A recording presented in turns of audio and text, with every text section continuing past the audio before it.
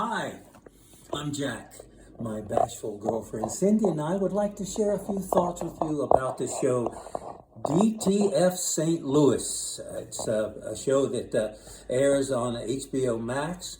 The final episode is going to be at 9 o'clock on Sunday. And I'm talking to you on Monday after Easter. So if you've seen the show, if you're up to date, you know what I'm going to be talking about, and you're looking forward to find out to get the resolution of it on this coming Sunday. If you haven't, it's only 8 episodes, so you've got 6 full days to binge the whole thing and be up to date for the final next Sunday. Now, DTF St. Louis, the DTF stands for Down to Fuck. And DTF St. Louis is a site. It's a euphemistically called a dating site for people in that area. Now the three main characters are Clark, Floyd, and Floyd's wife Carol. There are 2 other characters who really are, I think, pivotal as it goes along, and that's two detectives. There are 2 detectives involved because somebody dies during this, and there's an investigation because it may be a murder. And now the police officers are Jakes, a older white male, and Winters, a young black woman.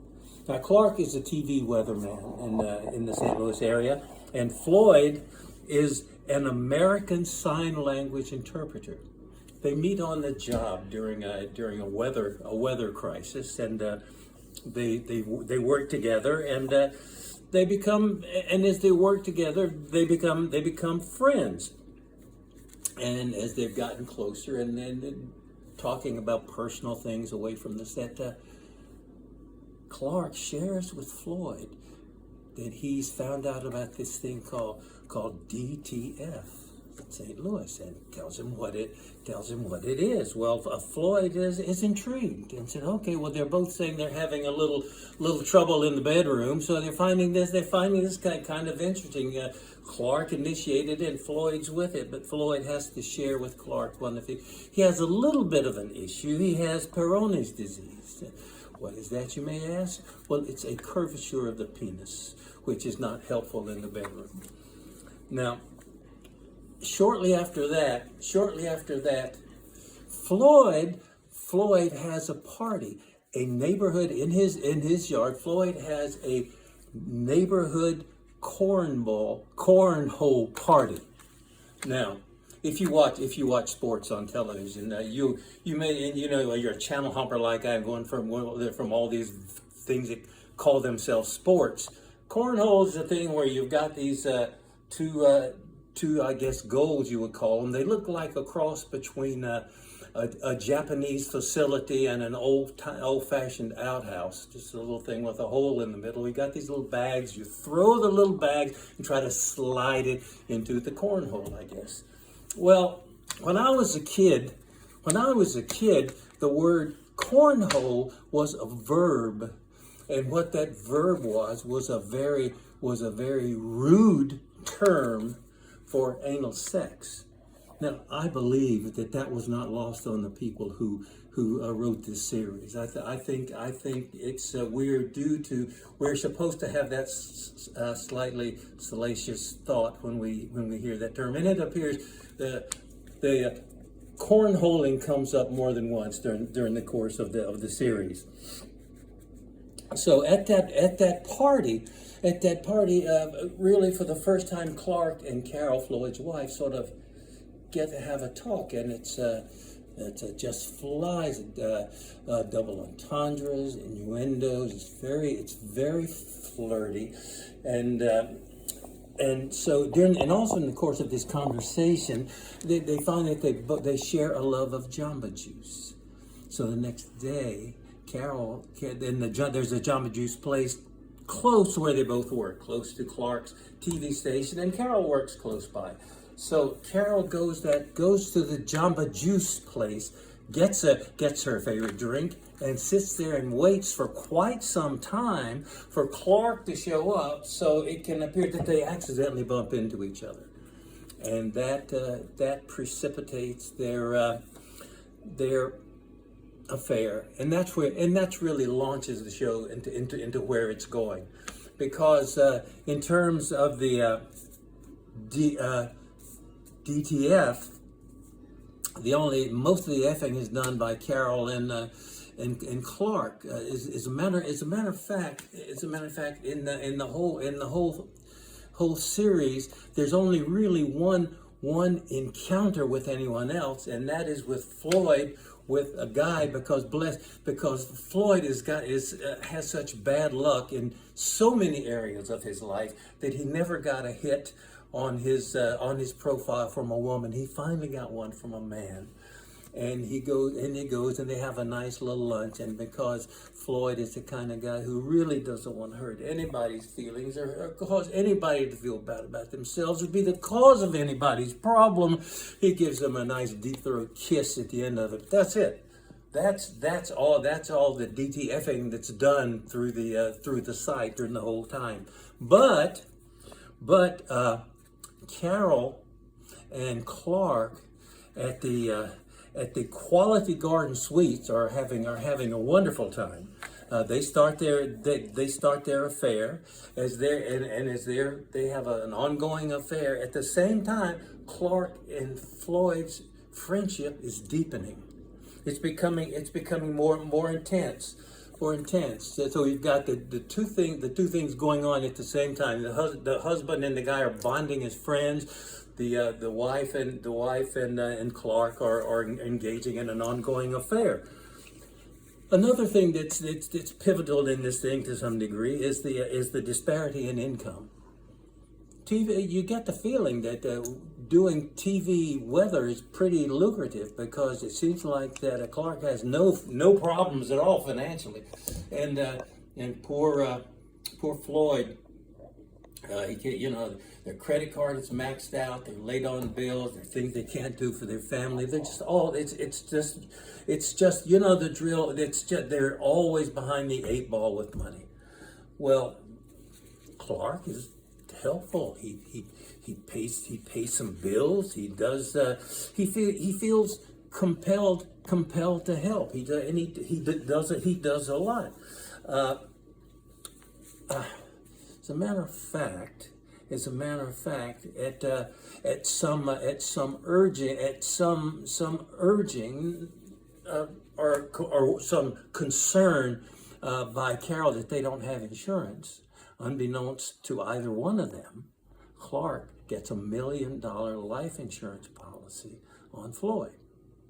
We'll get back to that in a little while. But at one point, when the guys are having a nice time, they're at the gym doing some stretches and so forth. Oh, and did I tell you that tell you that Floyd did American Sign Language? That's his thing, and he's a very flamboyant sign language person. We've all seen somebody on television in the little box standing right beside the person, or in the little thing, and they're doing their sign language, stuff.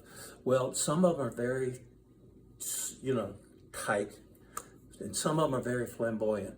Well, Floyd is a very flamboyant signer. He's almost like a choreographed number when he's doing his signing. So they're doing a little stretch, and he every now and then the boys, rather than talk, I don't know how Clark has learned it, but Clark has learned the sign language too. So Floyd signs him, "I know you're effing my wife," and so Clark. So what's going to happen? This is going to have a big rupture here in the relationship. No. I mean, Clark says, "Yeah, I didn't mean to hurt your feelings, and and for Floyd's case, well, let's then for Floyd's point of view, well, it's okay, it's okay, buddy. I just wanted you to know, that I know." Well,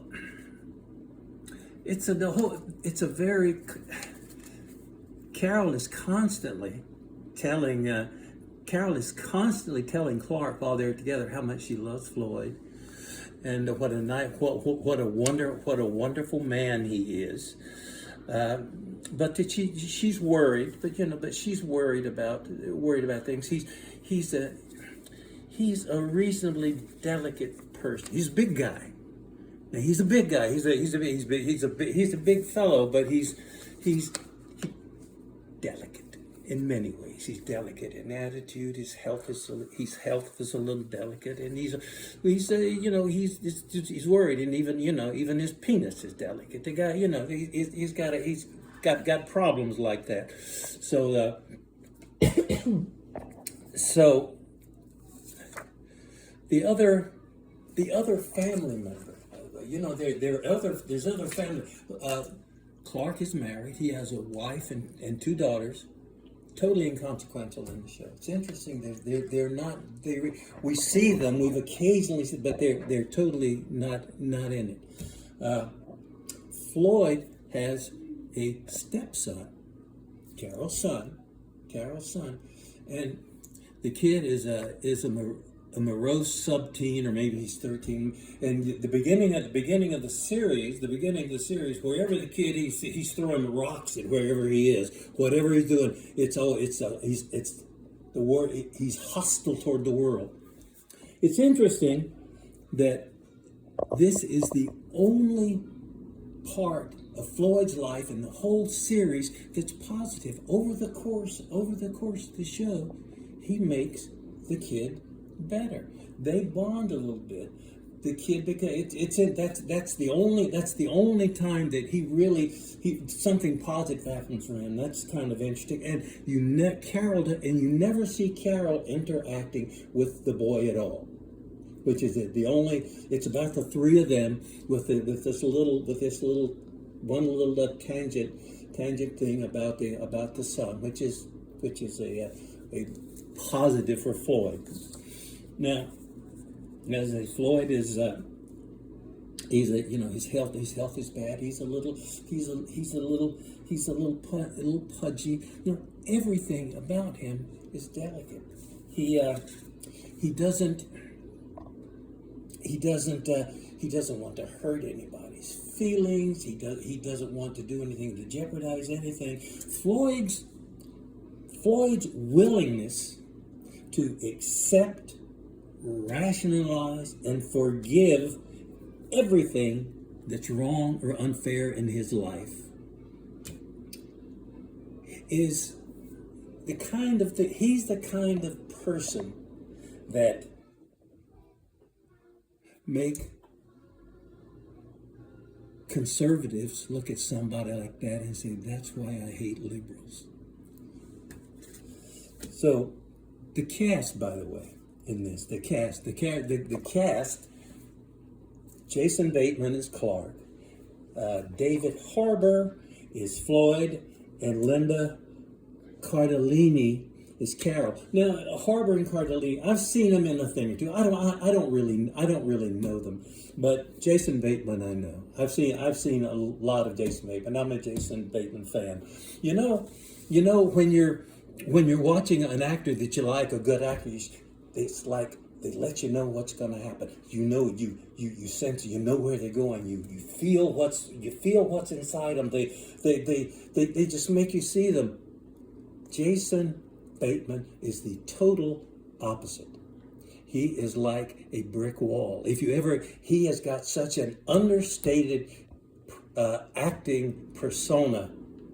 If you watch Jason Bateman, and I love this, if you're telling Jason Bateman's character, your mother just got run over by a car, your house is on fire, you've lost all your money, somebody's attacking your daughter, he would look the same. He would stop, and you have no idea what he's going to say. You have no idea how he absorbed the information you just gave him. It's a very unique, it's a very unique thing, but it works beautifully in this role, because this is such a weird, kinky little show that we really don't know what these people think often. The idea is that there's a phrase that's in the show several times. Everything looks normal across the street. Well, but what the show is trying to tell us is, don't cross the street, because nobody's normal. There's nothing normal going on in this thing. And to add to the weirdness, there's a. We all know what a bicycle is, right? You got two wheels. Well, Clark has two bicycles. These bicycles look like the cross between a soapbox derby car and an Indianapolis 500 racing car, or some of the things in the Paralympics that the people drive. The guys, they call it a bicycle, but it's something that looks like one of these little cars. Recumbent. And they're leaning back in it and they're pedaling it. He's pedaling it like this. Well, Clark has two of these, but he has lent one. He has lent one to Floyd, and both Floyd and Carol use it. Well, it's important because I told you there's a death. There's a death in the show. Well, it's Floyd. Floyd gets killed pretty early on in this, but like in so many shows, as I've said to Cindy, when you watch these series, somebody gets killed, and after they're dead, they get more time on screen than they had while they were alive. Well, it's one of those. That's where the police are in it, because Floyd has died, and the racer figures in because it's like 4 o'clock in the morning, and they see one of these little weird cars. Well, the detective, the older man, has decided, well, it's Clark. I mean, this crazy bicycle, it's his bicycle. It had to be him. He murdered his friend because there's the whole thing going on with the girl or whatever, and so that's it. Case closed. Let's wrap it up. Well, the young woman finds some holes in that theory, to the point that they don't wrap the case up, and they spend the entire series interviewing, talking to each other about it. As a matter of fact, because we just finished the penultimate. Cindy loves that word. The penultimate episode, and we still don't know. We still don't know what it is. We don't know if it's a murder. We don't know if it's a suicide. It's not out of the realm of possibility that Floyd could have taken too much medication or eaten something that was bad for his conditions. We just know, but we know he's dead, but we really don't know much more than that. The sexuality of the characters figures in this a lot. Like if you're watching the relationship between the two men, if you have one way of viewing it, you might say, well, these guys are latent homosexuals. These guys are really, they really don't know it, but they're gay for each other, and they love it, because there's nothing overt that happens. But you can also look at it and say that this is just pure, naive male bonding. These guys really like each other, and they're just pals like you seldom find.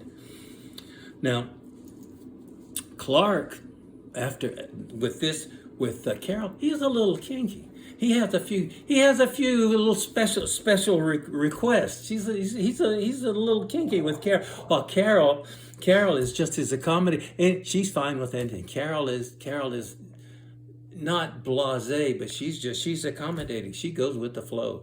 Whatever. She's fine. She's fine with it. And at one point, you get to the point where Floyd, of course, he knows about it, hasn't known about it. He decides he's going to try to join in and make this not quite a threesome, but 3 people involved in it. But as with everything else in his life, he can't do it. It just doesn't work. When he tries to, if reconnect is the right word, with Carol, it just doesn't work. Another little interesting part of even the detective, the young black woman, her sexuality gets into it a little bit. Early in the series, she calls herself a sexual minimalist. which, as I've done a little reading, I'm led to believe that means she don't get much and don't want much. But later in the show, if we're getting to the end, when they're interviewing Carol, Carol is talking about something about sex in the ocean or somewhere underwater, and the cop says, "Oh, you might think that would be fun." And I said, "The water creates friction. It's not good. It's painful." Said, "I know from personal experience." That was a little more information about the cop than we needed, but she shared that with us. And the last thing about sexuality, when you think of nudity on TV or in the movie, when you think of nudity, you think of breasts. You think of bare breasts. Occasionally, a little side shot or a little back, a little tushy or a little side, but it's basically nudity is bare breasts. In this show, nudity is full frontal male nudity on more than one occasion. It looks like something I would imagine that if you went to a gay porno site, you kind of get this, and it's Floyd. It's Floyd, and I don't understand what this has done for the show. I don't understand how it has moved it forward in any way whatsoever. And I am so hoping there won't be any in the final episode. I've seen as much of Floyd as I want to see.